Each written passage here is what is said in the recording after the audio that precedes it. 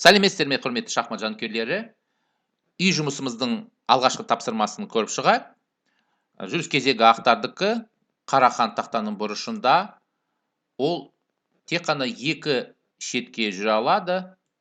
Мына торшаға, яғни 8-ші жатық жолындағы торшаға, немесе H жолына. Хан тақтаның бұрышында тұрып, тек қана екі шетке жүріс істей алады. Бұл да бұрыш торшасының ерекшелігі деп есептеледі. Жалғастырайық. Көріп тұрғаныңыздай, мұнда бір жүрістік мат жағдайы жоқ. Өйткені егер біз H жолынан шах етсек, онда ол 8-ші жатық жолдағы мына торшаға қашып кетеді.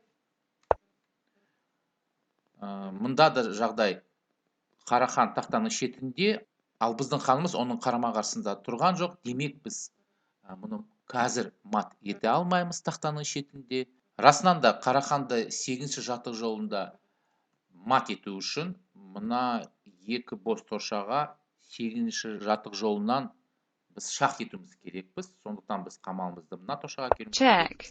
Бірақ қарахан мұны қарапайымша жеп қойып, маттан құтыла салады. Ал егер басқа жақтан шах етсек,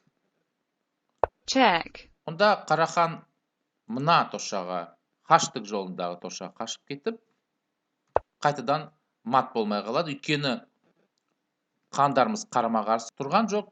Демек, ол тақтан шетінде қазір мат бола алмайды. Расынан да егер біз қамалмен мына жаққа шах етсек, онда қарахан жеп қоя салады. Түсінгеніміз бойынша мына жерде бір жүрістік мат жағдайы жоқ. Қарахан мына шетке немесе мына шетке қашып кете алады. Соған қарағанда тақтаның шетіндегі мат болады. Алғашқы жүрісімізді ханмен істеуіміз керекпіз. Көрейік. Хан G6. Енді қараңыз, біз ханмен мына торшасын тосып тұрмыз. Жолын тосып тұрмыз. Қарахан мәжбүр G8 жүреді, яғни қарама-қарсы келеді. Бізде қамалмен 8-ші жатық жолдан оны шах етіп, оны тақтаның шетінде мат етеміз. Бұл тапсырманың екі шешімі бар. Бұл да тақтаның бұрышының ерекшелігіне байланысты. Енді біз қараханды басқа шеттен, яғни H жолынан мат ете аламыз. Сонымен біз ханмен F7 торшасына жүреміз. Хан да қарама-қарсы келеді. Біз де оны H жолынан мат етеміз. Тура 6 торшаға, яғни қарахан тақтаның шетінде мат болды. Екінші тапсырмамызда да қарахан тақтаның бұрышында тұр. Негізі тақтаның бұрышынан қарахан екі шетке жүре алады. Бірақ қазір қарахан мына шетке жүре алмайды, өйткені оның жолын ақ хан тосып тұр. Демек, ол тек қана мына торшаға жүре алады. Бұл торша да ақ ханның қарама-қарсысына келетін торша. Демек, біз мына қамалымызды мына шетке әкелсек, онда қараханды мат ете аламыз. Ақ қамалмен жүріп көрейік. Мысалы, қамал D6. Қарахан H7, қарама-қарсы тақтаның шетінде. Бірақ мұнда не пайда болды? Шек торшасы. Өйткені бір соққы қарахандікі, бір соққы қамалдікі. Біз қазір мұнда оны әкелсек, мат ету үшін қарахан оны жеп қоя салады. Демек, алғашқы жүрісімізді кішкене ұзақтау жүру керек. Мысалы, қамал D5. Енді қарахан жүреді. Қарама-қарсы. Енді біз қамалды H жолына әкеліп, оны мат етеміз. Көріп тұрғаныңыздай, үш торшаға шабуыл жасап тұр қамал. Мына үш торшаға қарахан жүре алмайды, өйткені мұнда ақ хан тұр. Тура 6 торшаға шабуыл жасап тұрмыз. Қарахан тақтаның шетінде мат болды. Алғашқы тапсырмамыздан біз не түсіндік? Хан тақтаның бұрышына тұрып, екі шетке жүре алады, яғни екі шеткі торшаға жүре алады. Бұдан пайдаланып, біз енді 8-ші жатық жолдан қараханды мат етейік. Сол себептен біз мына жолды босатуымыз керек. Ал мына жолды тосуымыз керек. Жүрейік. Енді көріп тұрғаныңыздай, қарахан мына торшаға жүре алмайды. Бірақ мына торшасы бос болып тұр. Қаралар жүреді. Енді қаралар біздің ақ ханымыздың тура қарама-қарсысына келіп тұр. тақтаның шетінде тұр. Демек біз қамалмен check, 8-ші жатық жолға түсіп, мұны шах мат етеміз. Көріп тұрғаныңыздай тура 6 торшаға біз шабуыл жасап тұрмыз. Қарахан тақтаның шетінде мат болды. Үшінші тапсырмамызда көріп тұрғаныңыздай Қарахан және Қамал бір қиғаш жолда тұр. Ал бізде қара торшалы, яғни қара қиғаш жолдарынан жүретін мына піліміз бар. Ол мына H4 торшасынан қазір мында жүре алады, немесе мында жүре алады. Яғни мына торшаларға жүре алады. Өткен сабақта біз екі жақты соққы деген әдісті үйрендік. Мұнда хан мен Қамал бір қиғаш жолда тұр. Бізде check, піл F6 жүріп, қараңыз, піл бір уақытта Қараханды шах етіп тұр, және Қамалға шабуыл жасап тұр. Бұл екі жақты соққы. Хан шахтан қашу керек. Мысалы, хан D3, бізде Қамалды қарапайымша жеп қойып, маттан құтыла саламыз. Енді мына тікпені кішкене талқылайық.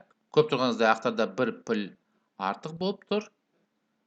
Бұл жеңіс үшін жетерлі ме? Яғни хан және бір жалғыз пілмен қарсылас ханды мат етуге болады ма екен?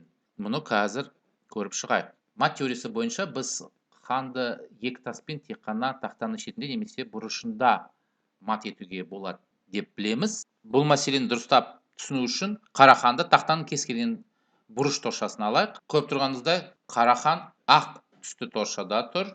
Оған шабуыл жасайтын тасымыз жоқ. Өйткені қара торша пілі, ол тек қана қара торшалы қиғаш жолдардан жүре алады. Мысалы, ол қазір мына жәрдем торшасына жүре алады. Мұны жүрдік. Ол қазір мынаған шабуыл жасап тұр.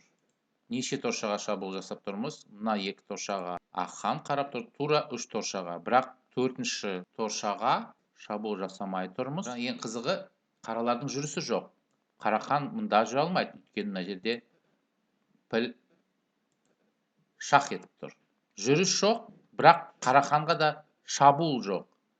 Шахматта бұл жағдайға пат дейді. Яғни ойын тең аяқталады. Енді Қараханды қара торшалы басқа бұрышқа алайық. Мінекей мында ақтар Қараханға шабуыл жасай алады, шах етеді, Қарахан жүреді. Қарахан ақ торшада тұр, ал бізде мына ақ торшаға шабуыл жасайтын тасымыз жетпей тұр. Өйткені бізде тек қана қара торшалардан жүретін қара торша пілі бар. Көріп тұрғаныңыздай, ең оңай мат болатын тақтаның бұрышында біз тек қана 3 торшасына шабуыл жасап тұрмыз. Мына екеуіне ақ хан шабуыл жасап тұр, ал мына екеуіне піліміз шабуыл жасап тұр. Мына 4-ші торша бос болып тұр. Демек, хан және жалғыз пілмен қарсылас ханды мат ету мүмкін емес. 4-ші тапсырмамызда біз өткен сабақта үйренген тікелей және тікелей емес соққылар деген терминдерден пайдаланып, хан мен Қамалды бір жатық жолға келтіруіміз керек. Сондықтан алғашқы жүрісіміз Қамал H8 шах болады. Ол қазір шабуыл жасап тұр ханға. Хан да енді 8-ші жатық жолдан айырылу керек. Енді көріп тұрғаныңыздай хан мен Қамал бір жатық жолда тұр. 7-ші жатық жолда. Бізде Қамалды енді H7-ге әкеліп, біреуі тікелей соққы, яғни шах тікелей соққы болып тұр. Екіншісі тікелей емес соққы болып тұр. Енді хан мысалы C6 жүрсін, бізде Қамалын жеп қоямыз. Бүгінгі сабақта шах етіп мат ету әдісін үйренеміз. Көріп тұрғаныңыздай қарсылас Қарахан ханымыздың қарама қарсында тұр. Біз оны шах етіп шектейміз. check, Шах, қаралар жүреді. Жәрдем, қаралар жүреді. Енді қайтадан шах етеміз. Мінекей, шах етеміз. Мына жерде жағдай мындай. Қамал осылайша тақтаны екіге бөліп тұр. Яғни Қарахан қазір мына шетке барады ма, әлде мына шетке барады ма? Көрейік. Мына жердегі алаңда 15 торшасы бос, ал мына алаңда 12 торша бос. Бірінші мына алаңға түскен нұсқа жолын көріп шығайық. Хан c4. Енді біз күту жүрісін істеп, қарсылас ханды қарама қарсымызға келтіреміз. Күтеміз. Енді оны шах етіп шектейміз. check, Бұл әдіске басқа сөздермен айтқанда, қарсылас ханды қарама қарсы келтіру әдісі де деуге болады. Жалғастырайық. Хан b4, қамалды жеп қоймақшы. Жәрдем. Хан b3. Ал енді біз шах етпейміз. Өйткені қара хан тақтаның шетіне жақын тұр, яғни тақтаның шетімен көршілес торшада тұр. Сондықтан мұндай кездерде біз оны шах етпейміз. Жалғастырамыз. Жәрдем. Қайтадан келді. Енді қайтадан күтеміз. Қарама қарсымызға келтіреміз. Қарама қарсы келді. Енді шах етеміз. Енді ол тақтаның шетінде. Жалғастырамыз. Жәрдем. Қарама қарсы келдік. Ол арғатай кетті. Бұлай жүргенде біз қайтадан күту жүрісі қарама қарсы келтіріп мат етедік. Сондықтан қара хан a2 торшасына жүрді. Біз енді қайтадан шах етеміз. Қайтадан күтеміз қарама қарсы келтіру үшін. Күтеміз. Қарама қарсы келді. Шах мат болды. Екінші нұсқа жолын көрейік. Хан d6. Бізде жәрдем береміз. Хан e6. Қайтадан күтеміз. Қарама қарсы келтіреміз. Шах етеміз. Шектеу жүрісі. Жәрдем жүрісі. Енді шах етпейміз. Өйткені қара хан тақтаның шетімен көршілес торшада тұр. Сондықтан жалғастырамыз. Қамалмен күту жүрісін істейміз. Жәрдем. Мына торшаларды көргеніңіздей жәрдем торшалары. Артынан қуалаймыз. Енді ол қарама қарсы келді. Шах. Ал енді оны тақтаның шетінде ақырындап мат етеміз. Қайтадан қуалаймыз. Енді қайтадан күту жүрісі қамалмен күтеміз. Хан f8-ге жүреді. Әрине d8-ге жүрсе, онда лезде шахмат болады. Тақтаның шетінде. Сол үшін қаралар f8, біз оны қуалаймыз. Қарама қарсы келді, енді оны шахмат етеміз. Үй жұмысыңызды берейін. Алғашқы тапсырмаңыз бұл екі жүрістік мат жағдайы болады. Екінші тапсырмаңыз мұндай болады. Бұл қара торша пілімен үлкен қиғаш жолындағы бұл торшаларына жүріп, әрбір торшасынан жан-жағына неше торшаға жүре алатынын санап шығып, пілге қатынасты бір заңын тауып шығыңыз. Келесі сабақта екі пілмен мат етуді үйренеміз және уәзір тасымен танысамыз. Сау сәлеметті болыңыздар.